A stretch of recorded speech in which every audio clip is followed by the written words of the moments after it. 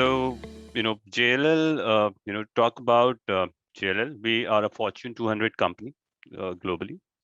We have around 95. We have more than 300 offices, 80 across. We are present in 80 countries. Global revenue of USD $16.6 billion.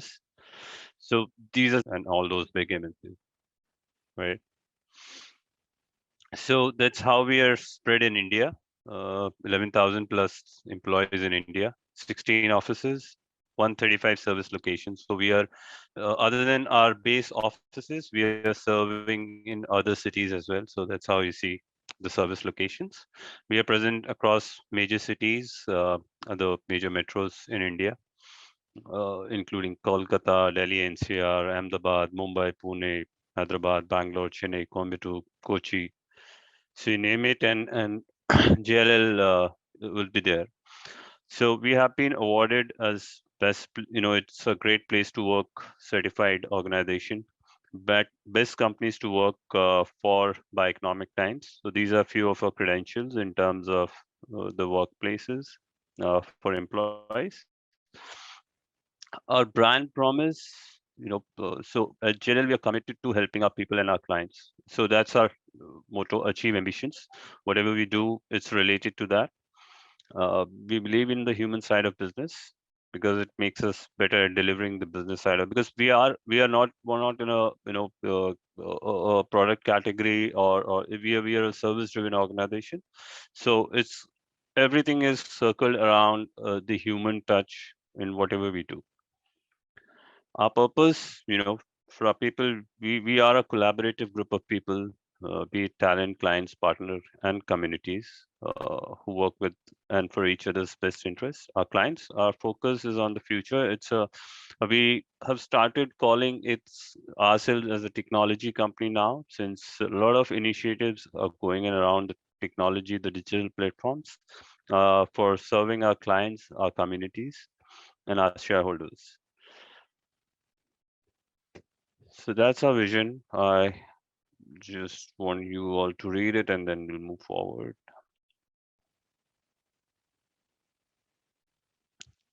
Those are our values: teamwork, ethics, excellence. So everything we do are circles around these three values. Uh, at JLL, we believe in one JLL, which primarily talks about people and client centricity, innovation, and insights driven. It's basically we try and see how well we can collaborate with our clients, or the internal uh, services that we have, and serve a client holistically in terms of their real estate requirements. So I'll come to that. What all we do in terms of the basics. So our people are they form the backbone of everything we do, and henceforth their ambitions are of utmost importance to us. And we are a strong believer of diversity and inclusion. There are a lot of initiatives, a lot of efforts which are getting tried globally to address this, and there are lots happening around this, since it's a global organization. So there's few things which have our CSR trust, PABT Foundation, which is supporting our communities in a lot of areas like child welfare, environment and sustainability, women empowerment, all those things. So we have been doing a lot around these. So who we are a tech firm that is transforming the way real estate is inhabited. 250 years of global legacy and 24 successful years in India. India's best companies to work for 4 times in a row. India's best companies to work for women for 3 years in a row. India's best real estate consultants for 3 years. So that's again few stats around JLL. Sectors and property types. So these are the areas where we have expertise, where we lend out our expert services to our clients: hotels, shopping centers, retail, residential, industrial, SEZ warehouses, land, offices, data centers, business centers, townships, educational institutions, hospitals, airports, government institutions. So our all our services are surrounded around these areas. So that's how the full service capability across the residential life cycle. This is just how it works. So we do a research first, in terms of to make these strategies, work with the client, what they want to achieve with that development. Then we do a market feasibility study, trend spotting, supported by powerful research. Then land acquisition happens. Then consulting and advisory happens. Then strategic advisory on product pricing and phasing that happens. Then it is around structuring investments. We work with a lot of financial institutions, NBFCs, large investment houses to structure the JVs, JDs, DMs or equity and then financing solutions. Then project management happens, and then delivering projects inspired by your business vision. So that's the whole circle around the services that we cater to across uh, uh, a residential development. I would say, just to give you an example how it works, and I'll give you another example once we finish this, how it works. So what's in store for everyone who is seeking an opportunity at JLL? It's freedom to innovate, a progress-oriented work culture that thrives on the success of its people, conducive and safe work environment, opportunity to achieve your personal ambitions along with professional goals, work-life balance, respect for who you are, and gratification of what you bring to the table. So as you can see, I'm working from home, and I'm working from home for the day I joined. So it has been a really flexible and really independent sort of an culture which we have, looking at the current scenario in the country. So we have been given choice. We can work from home and all those things. So these are just mm, that's about our hiring process, interview process, which is basically this is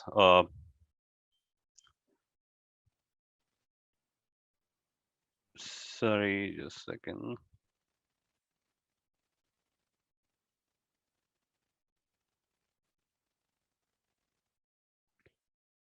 Yeah, right. So that was I hope it gave you an idea about who we are, primarily around the organization. And just to give you an idea how this ecosystem of real estate works. So it's when we talk about real estate, usually the first thing comes to our mind is residential. When you go buy a house for yourself, or you look for a property to invest, say for example, and second income, like a rental property or a commercial space for investment, right? So those are the few areas which a normal human being would understand in terms of real estate, like we all do.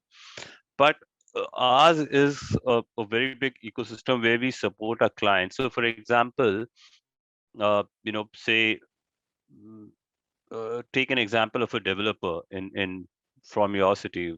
Who would that be? Hiranandani, right, from Mumbai. So, for example, Hiranandani comes up, and they as part of the business plan, they want to develop a project, uh, and they come up to us, tie up with us, and ask us to give them uh, an idea around what they should be doing. So, as if you remember that ecosystem which I showed, and our research team suggests them that there's a lot of influx that's happening around the industrial development now, right? If you see the Amazons and Walmarts, they're like the e-commerce sector is booming like anything. So they want to develop say for example, huge warehouse space in Bhiwandi or in Thane, those localities where the lot of industrial development has been happening for quite some time now. And so our research team suggests them that we have uh, uh, uh, we have another client who wants to sell off or dispose of a large chunk of land. Why don't you just take it over and do some development there? So the client agrees, Hiranandani agrees, they buy out that land, we support them with the transaction. Then and while we do that, there is a lot of work that happens in terms of valuation of that land, in terms of feasibility studies, which our strategic consulting and valuation team takes care of, right? And then we submit the proposal to the client. The land acquisition happens, and that is supported by a land transaction team, right? And then the development happens on that land, which is done by our project management team, which basically works on the architectural, civil, structural aspects of that development, right? Once that is done, it to be leased out to a lot of other clients, where our transaction teams comes into picture. So they will connect with these Amazons, Walmart, Walmarts or Flipkarts or whosoever, and then they will bring up these partners to the client and would try and lease out those properties to them. So that's where the entire ecosystem happens, right? And that's how when I said it's an holistic work that we do with clients in terms of covering all the aspects of their real estate portfolio, right? So yeah, that's about us, and I think now it'll be better if I take questions, probably, because I've been talking for a long time now. So yeah, anything, so far, if there is something you want to ask so far in terms of understanding for a particular service line function, anything, please feel free. So let me kick this off. And I found something very interesting in your presentation. You said your presentation says that JLL is a tech firm, is Right. a tech company, which is also into infrastructure and real estate advisory services. So that's a very Correct. different positioning. If you could share some more insights on how you are positioned as a tech firm, which is also into services or however it is. Right. So I'll tell you, we have a separate division called as JLL Technology, right? And this vertical, and it's a global vertical, and we have a large two large campuses in India where the work happens on various applications, various softwares, which we build and develop for our clients to manage their real estate portfolios. So these are customized solutions. They can be customized solutions for our clients specifically to manage their real estate. So for example, for example, if you live in a society in a apartment, and the society is looking for a solution to manage the operations and maintenance of that building, that apartment. Probably our team can customize an application for there might be a lot of vendors who might be supporting, like the housekeeping vendors, the security, the operations and maintenance vendors. There might be 4 5 vendors who are working up to run that apartment properly. So this application can help the society or the residential welfare association, RWS, that we call, in managing all those aspects of day-to-day transactions in terms of the managing the visitor book, managing the budgeting, the costing, how the repairs are happening, the EMCs, AMCs, all those things can be brought down on one application, and this can be tracked and can happen digitally. So there are a lot of, since these COVID times has really changed how the industry looks at the digital interface with their clients. So lots has been happening around technology, and this is where we are also trying to pitch in, and trying to play as a technology partner to our clients. Thank you. I Thank hope. you. Yes, we see Yeah. Vedanti has a question. Yes, Vedanti. Firstly, congratulations for all the great work that JL has been doing.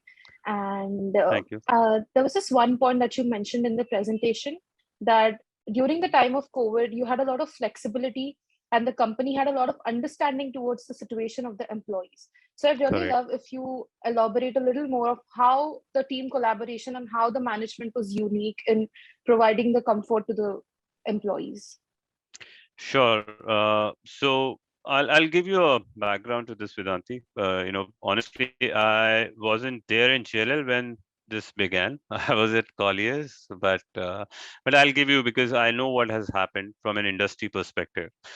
So what happened when this pandemic hit us? We everyone was unaware. We didn't knew what to do, right? Technology was there, digital help, everything was there, but we didn't knew how everything will work out. How because the lockdown happened, and I think for every one of us, it was first time that we were experiencing something like that.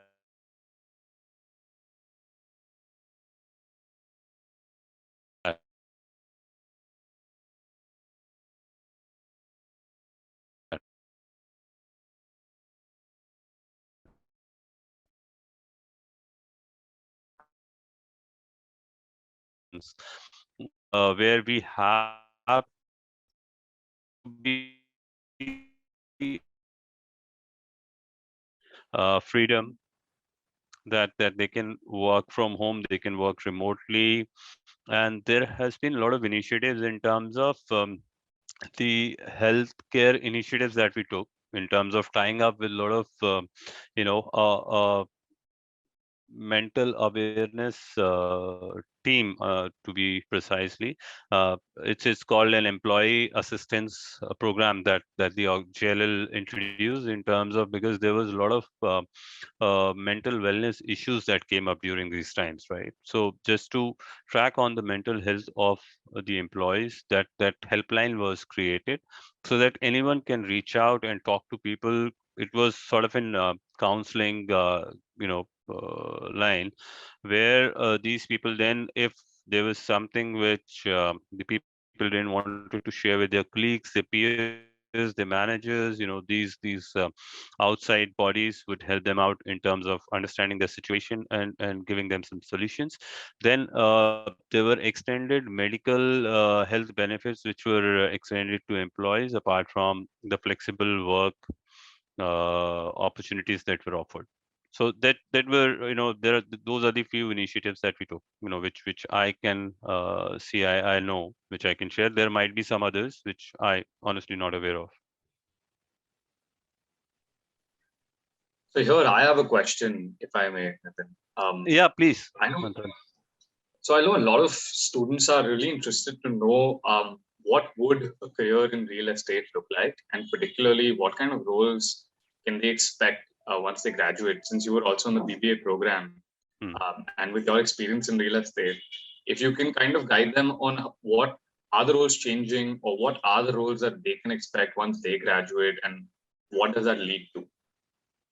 Right. Thanks for bringing that, Manthan. It's a very important question, honestly. And honestly, there was no help when I was graduating around these things.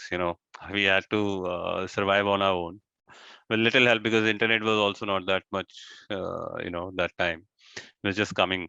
So what happens is, in terms of career, I think each students need to think about it and understand where their interest lies. So ranging from if someone is interested in sales, someone is interested in consulting, someone is interested in finance, there are a lot of options.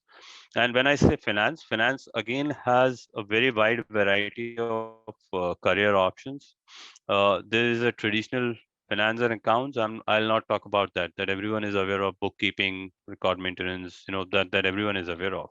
From a finance perspective, there's a huge opportunity for financial analysts, for investment banking professionals, and all of our work somewhere or the other, like the sales people or the transaction people or the consulting people or the valuation people, financial understanding is very important, because we work on ROIs, we work on various investments, various things where we advise our clients, like how their real estate portfolio really is adding value to their investment, or to certain million square feet of in space across the country as their office portfolio, right? So they will be paying out an X amount of rent.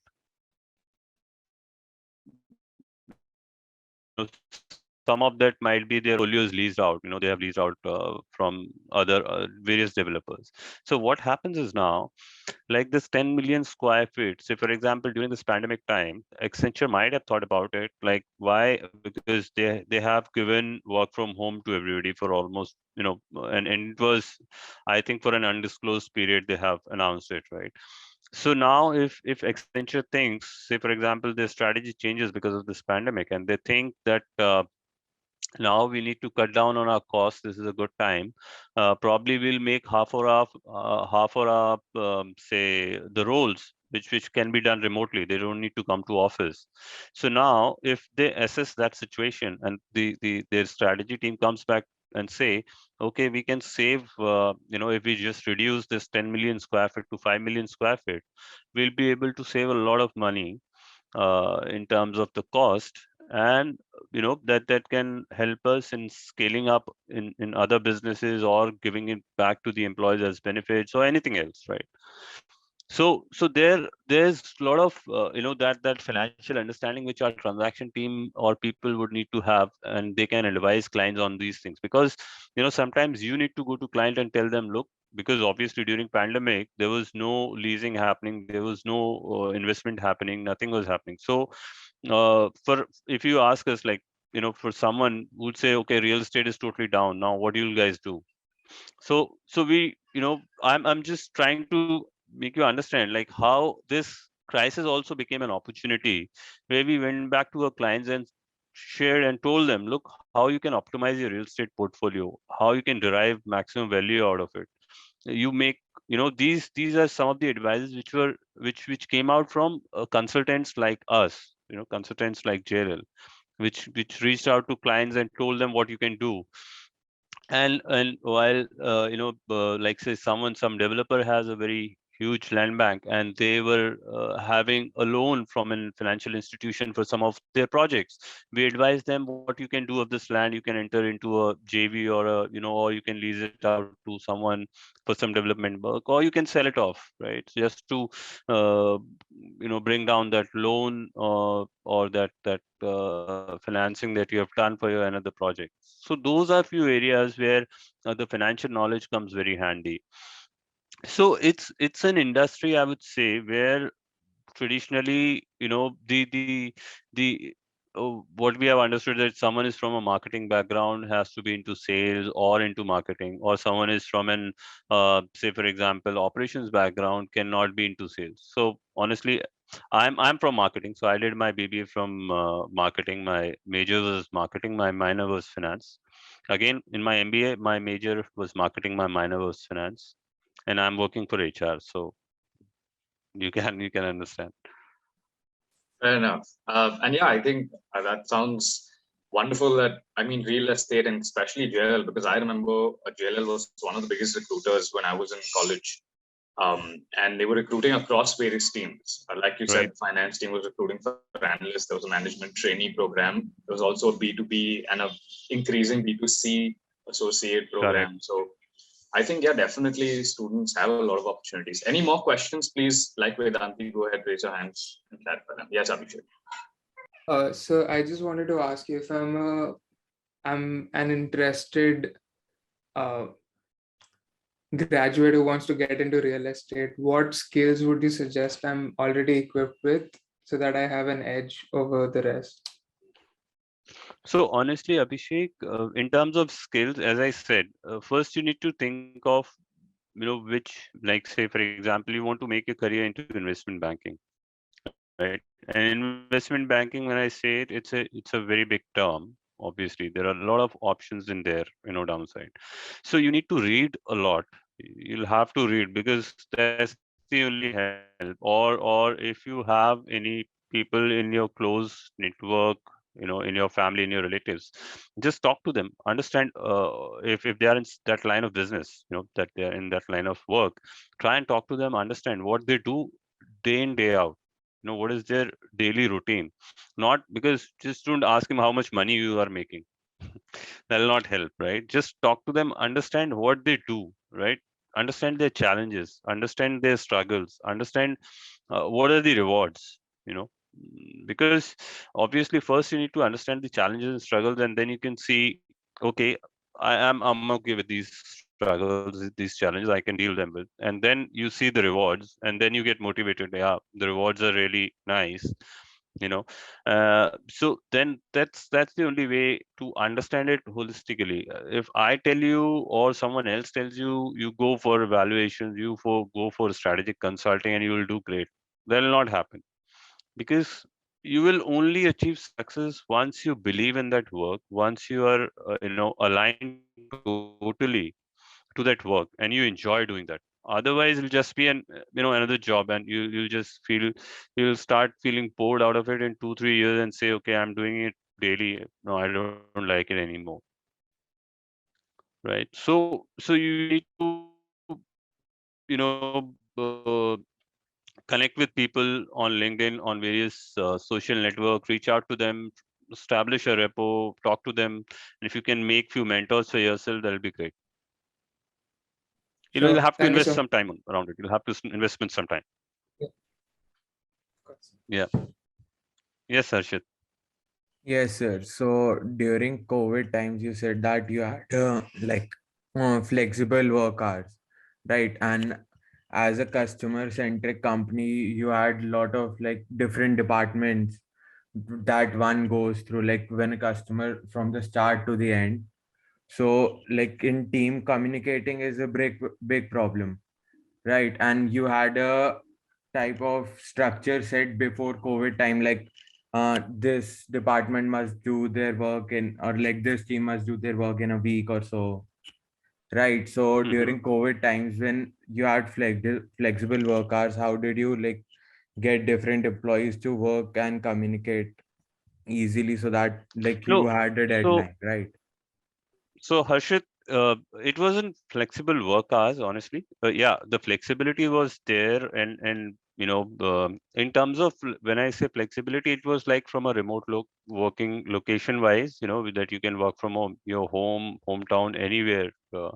And in terms of technology support, the organization has provided a lot of tools and applications for us to collaborate, to communicate within the teams. Yeah, there are a lot of things where we have in terms of the support system, in terms of the lot of knowledge, lot of material which is already there in on our intranet, which helps people to access information, to access whatever information they might need. And obviously, when you are working for certain assignment or a client, you know it better, being a professional, that timelines or the deliverables have to happen. So it's up to us, obviously. Again, it's that you're working for yourself, right? Your professional career. So yeah, that's around it. Thank you. Yes, I Siddharth. think, yeah, sorry, Siddharth. Good evening, sir. My name is Siddharth, and thank you so much for the Yes, sir. introduction to your company. I Thank you so much. actually Thank you so much, Siddharth. I was Yeah. able to pull off a 2-month workshop internship last year at a real estate firm, and Wow. that's when I thought that I really wanted to know how do the real estate firms make money on their own, Mm. because they have like 300, 350 employees where I worked. So I thought me going into sales would be the place I'll get to know that how the firm makes money. So when I went into Right. sales, I thought that there are two places: either there's sourcing or there's closing. And in those Mm. 2 months, I tried to grab how much of knowledge I could, but obviously it's too less of a time to understand the whole picture. Right. So I really wanted to know. You Sorry, you work with which firm? I worked with the Guardian's Real Estate Advisory. Okay. Okay. Yes, Right. yeah, they're in BKC, and Okay. yeah. So I thought that sales would be the place, but it didn't turn out to be, because I thought it's just me selling a project, because I was assigned a commercial project by Chandak, and Hmm. that was there. So I really wanted to know, like, if ever I were to apply at JLL, which would be the place I would get to know where the money actually comes in, or like how does the model work. Right. So the money usually comes from the consulting fees, Siddharth. Like, so when the client gives out, say for example, a client releases an RFP, which is a request for proposal, in terms of their work. So there would be 4-5 competitors who would be competing for that assignment to win that assignment. And basis our capabilities, basis our various successes that we have had in those areas, probably the client will select one of the partners. And say, for example, it is awarded to JLL, the work is awarded to JLL, then JLL will start work in terms of finding out the right solutions around the client's requirement. And it's not only about how what just to see what client is looking for. You will also need to add value from your side, then only you will be seen as a preferred partner. You need to tell them, okay, this is your requirement, which is bare minimum, which is basic, but as a consultant, as because we believe that we are experts and we can guide our clients in terms of what is best for them, right, or for their real estate um, property. So we tell them, okay, apart from this, we are also suggesting these options, these things for your property, for your real estate portfolio. And if they agrees and everything goes well, we show them property, they agree to it, they okay, they lease it out, and then we get a fee, some percentage of the fee from the client side as well as from the developer side, so both sides. And sometimes, if say for example, if we have an exclusive marketing mandate from the developer, we are promoting a developer, those are the business relationships and other tie-ups. So then we don't take anything from the developer because it might be an bigger part of a bigger scheme of things, and we just charge back to the client. So that's how it works. There are various fee models, various revenue models that happens, So looking this, at the relationship with the client or with the developer. so this is the follow-up question. Is this like regarding to the mandates that you all take for the projects or no? Yes, yes. Oh, So as I said, there are a lot of different models that have happened. So for example, recently a very big bank, very big international bank has awarded JLL their entire to manage their entire real estate portfolio globally. Right. So now you see, when we talk about this bank, they would have a lot of branches, a lot of offices, corporate offices, regional offices worldwide, right? So now to manage those offices, there'll be the property management that we'll have to do, right? There'll be project management that we'll have to do. It might be a retrofit, or we suggest a refurbish of some offices, or movement of those offices. Say, for example, the building is old, or it's not able to now hold up that much of a capacity what that bank is looking for. Say, for example, they just have 100 seats, but now the bank wants to add another 100 seats. So then our transaction teams comes into picture. They would suggest property options to them, that you move to this part of the town, since the accessibility, the approachability is, and the availability of talent is great.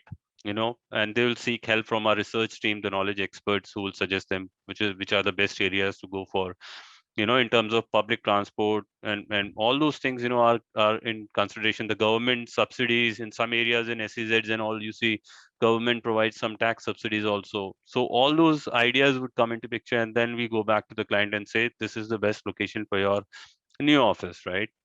And when this new office moves, the project team will again come into picture.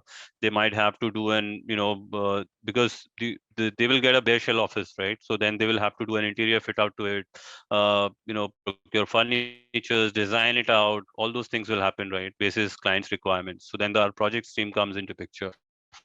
And then again, if say, for example, coming back, once the office is ready, then they will need help around managing that property in terms of security, in terms of housekeeping, in terms of all those things, right? So day-to-day operations. So again, then our work dynamics teams comes into picture. So that's how it rotates. We as I said, we deal into delivering each and every kind of services. Thank you so It's much. quite extensive. It's a very, very extensive Yeah, engagement that it you is would have with a particular client. And I may, and correct me if I'm wrong, I'm drawing parallels with, so a Hiranandani, which is, or a Raheja or Lodha, these are correct. developers. So they will Correct. reach out to a JLL for real estate consulting services. And you will help Correct. out with not only sourcing and research, but also financing and legal formalities, right? I'm Definitely. on Yes. the other Absolutely. side, I'm also looking at organizations like a Knight Frank, which is into project management and I think managing property management. It's a So it's a similar organization like us. So the yeah, consulting business, that we are into. So there are around 5-6 organizations that are in picture right now in India, globally also. So CBRE, JLL, Cushman and Wakefield, Colliers, yeah, Knight Frank, and Savills is a new entry. They came here around 2-3 years back. In India, it's an UK firm. So yeah, these are the 6 firms, and Anarok is another, which is an Indian origin firm, but it mhm, is also working on the similar model in an IPC model because it's headed by Anuj Puri, who used to head JLL earlier. So these are the 6-7 firms, and we work along with a lot of so big fours. We work with them. We work with a lot of investment banks. We work with a lot of funds. Big investment funds. We work with a lot of developers. We work with a lot of e-commerce companies. We work with a lot of MNCs. MNCs obviously are our biggest client base. Because we have global or regional mandates with them overall. Because as I said, collaboratively we deliver at least 3-4 services to them. okay. So yeah, So just to that's take that's on how the from entire one. ecosystem works. Yeah, I mean, fascinating. I mean, I just want to take up on Manthan's question also one step ahead. So, Hmm. I believe we have a few final year students I can see who I thought Yes. wanted to explore. They saw they saw the details of the seminar session on the main group and they've joined. So, what are the if we look at the pyramid, so what kind of entry level roles? And just to take on from Manthan's question only, so do you hire marketing interns? Do you hire, just like in HUL, do you hire generic management trainees and then try and rotate them through all the different profiles and then see where they fit in?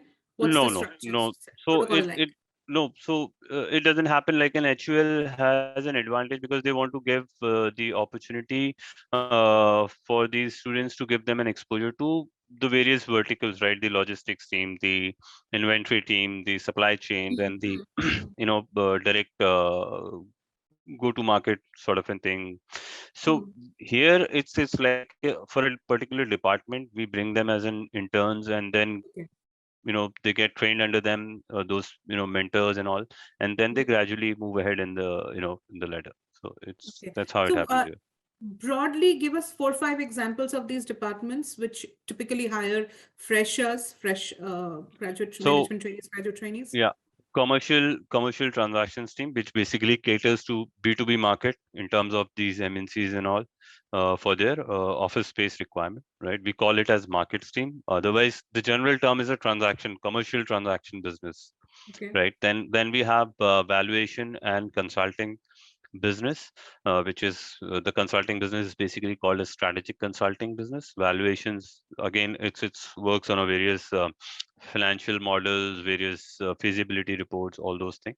So they also hire, and then we have a residential business where it's basically a B2C market, where we cater to individual customers and clients for investments in residential property.